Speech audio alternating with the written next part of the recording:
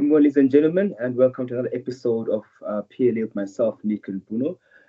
We've got three questions today. One is regarding an outgoing inspection. The second one is regarding giving notice and early termination of a lease agreement. And the last one is regarding just advice around when is it the right time or advisable to transfer the purchase price over to the seller.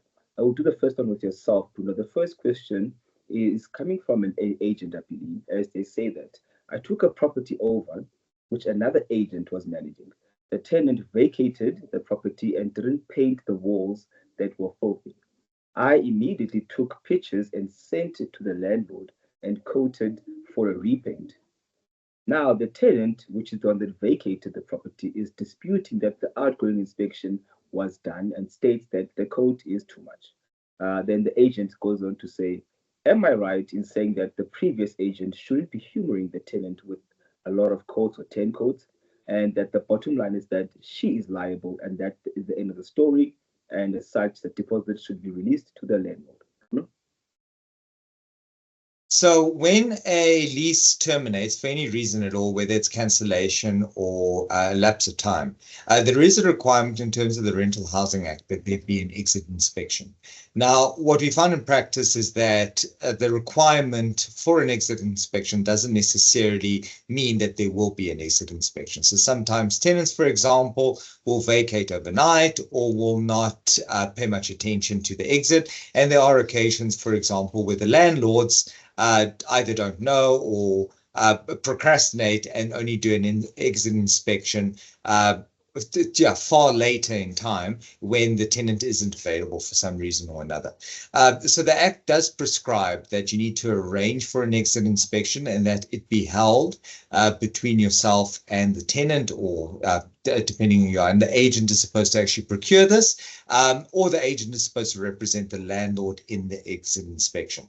So this is a bit of a problem, because if the tenant has made himself available for an exit inspection and no one attends that exit inspection, and particularly this previous agent that the matter was taken over from, if they didn't actually attend to the exit inspection, now the question is, how do you prove that certain things were actually damaged by the tenant?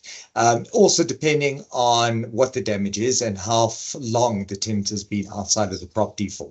But like walls, for example, are a difficult one, because the argument is that the walls didn't get dirty overnight after the tenant left.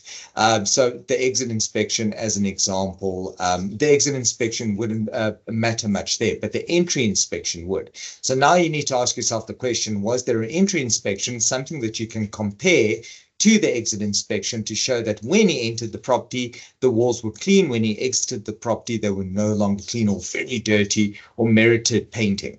If the property has been vacant for a long period of time after the tenant left, obviously, no one knows whether somebody else went in there, stayed there, or they dirtied the walls, as an example. So we don't have that information in place. So the first question you need to ask yourself is, did the previous agent actually conduct a proper exit inspection? And is there an entry inspection with which to compare this to? If we separate that and we go to the question at hand, which is, the submission or supply of a number of invoices to the tenant, there I entirely agree. You don't have to have this rule of 3 invoices or 10 invoices. It's not really the tenant's election.